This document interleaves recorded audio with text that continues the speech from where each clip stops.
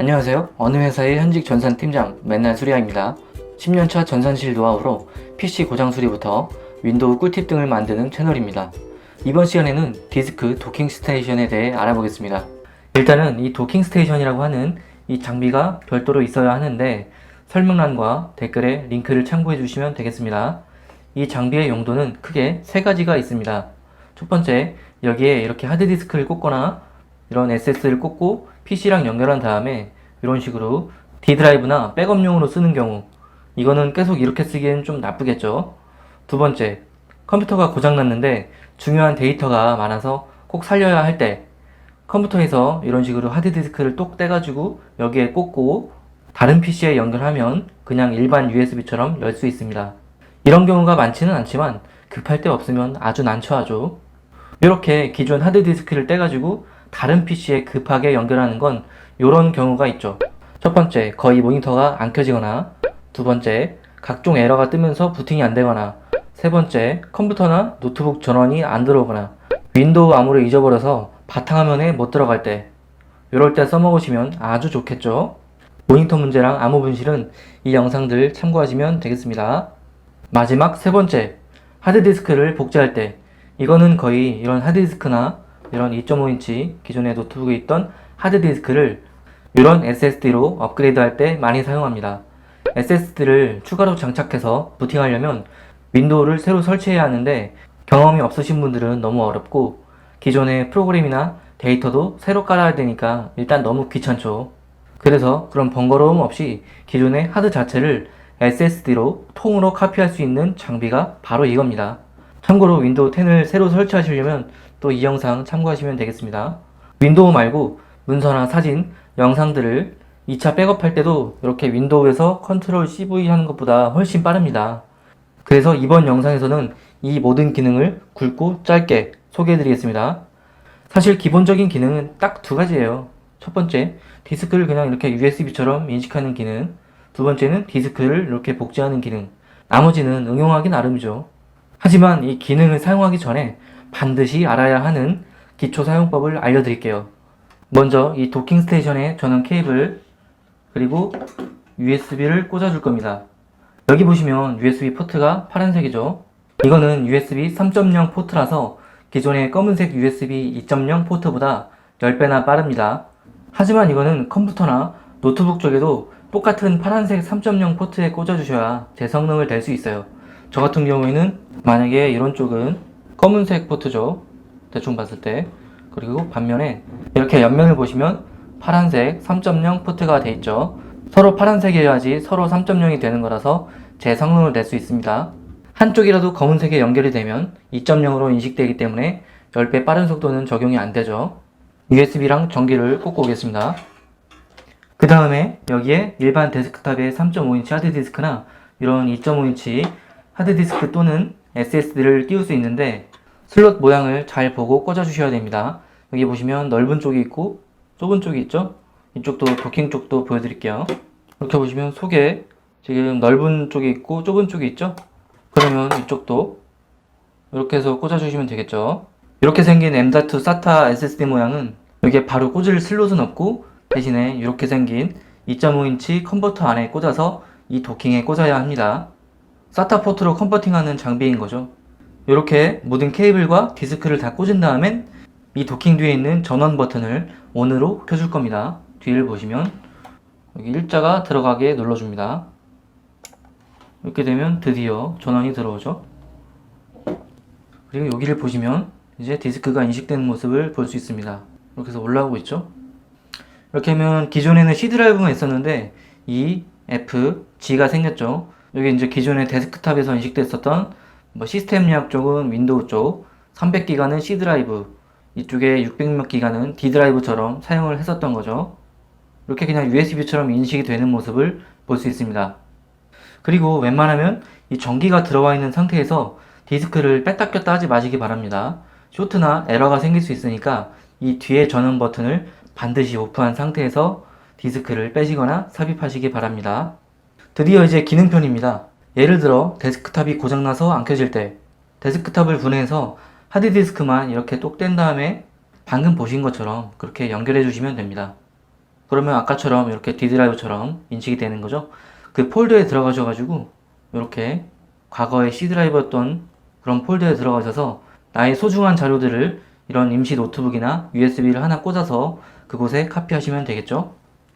같은 방법이지만 집에 그냥 남는 하드디스크를 이렇게 인식해서 다 지운 다음에 D 드라이브나 기타 백업용으로 쓰셔도 되겠죠. 그 다음에는 이제 대망의 디스크 복제입니다. 이제는 정신 똑바로 차리세요. 앞뒤 분간 잘 하셔야 돼요. 여기 보시면 뭐가 써있죠? 하드 A, 뒤에는 하드 B. A에서 B로 복제한다는 얘기예요. 일단 이 장비는 그런데 제품별로 다를 수 있으니까 이거는 각 해당 설명서를 꼭 봐주셔야 합니다. 눈치가 빠르신 분들은 감이 오셨을 거예요.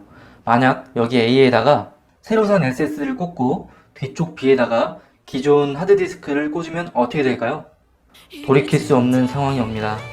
아무것도 없는 이 SSD가 기존의 하드디스크로 복제되는 거예요. 그러니까 기존의 하드디스크가 포맷되는 거죠.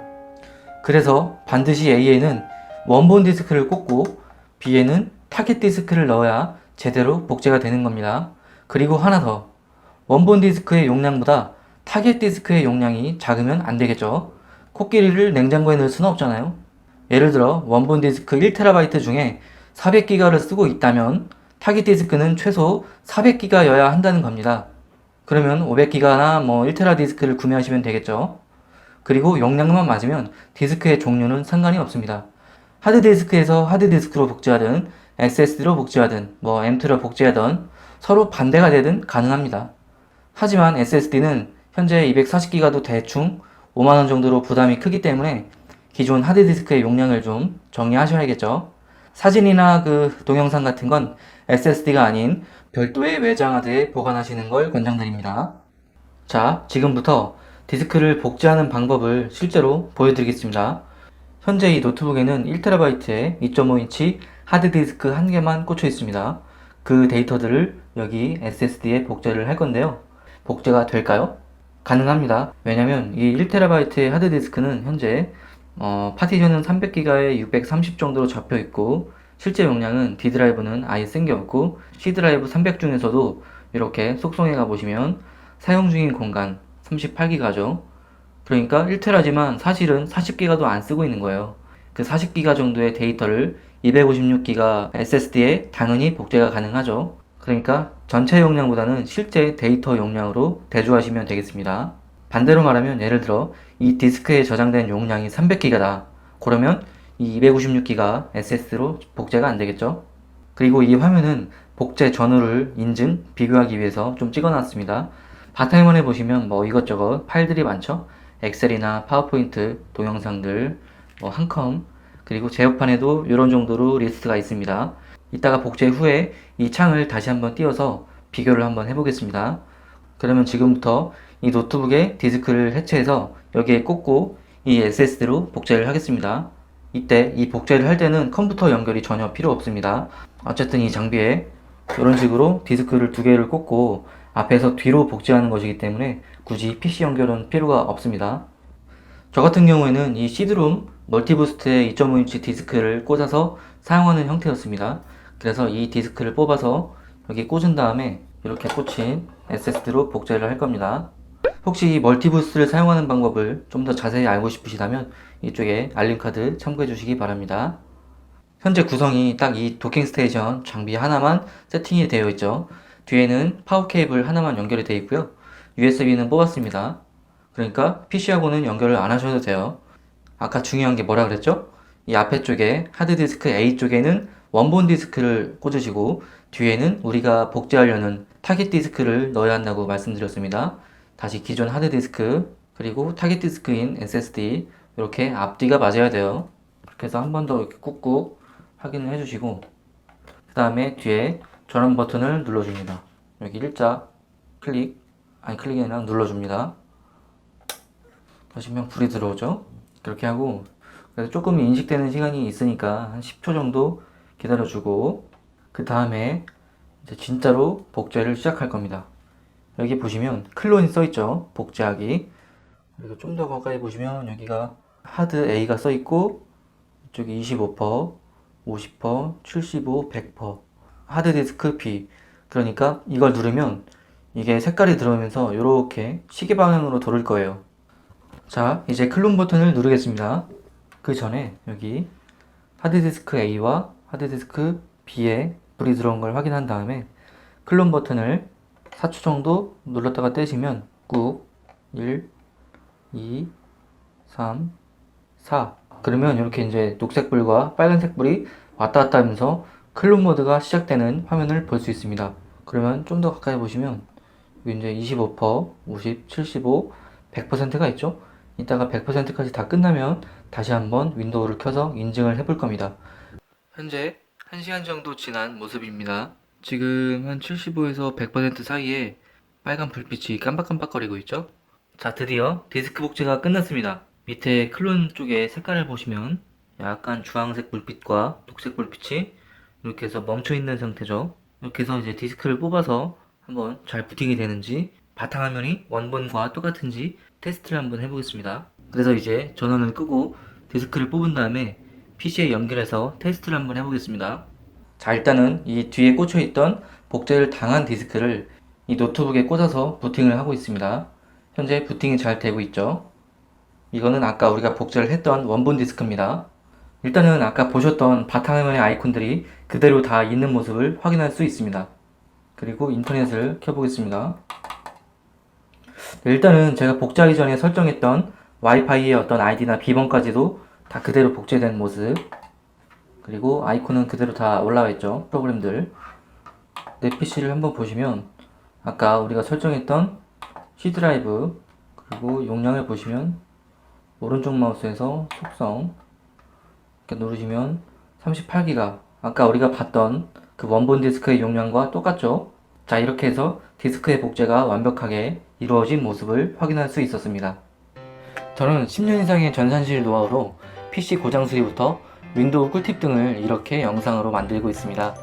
뿐만 아니라 블로그 기반의 꿀팁으로 네이버 카페를 운영하며 많은 분들의 PC 문제도 도와드리고 있으니까 여러분들도 언제든지 활용해 보시기 바랍니다.